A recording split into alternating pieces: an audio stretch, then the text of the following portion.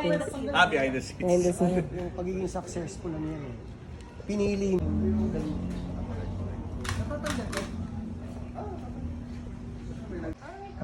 Pinili. Sinisipon na daw sila eh. Sinisipon na yung ilong nyo? Puro may sakit mga tao. May mga sipon. Sabi pa kayo konti. Nakita ko yun. Pero may talim mo. Okay mo.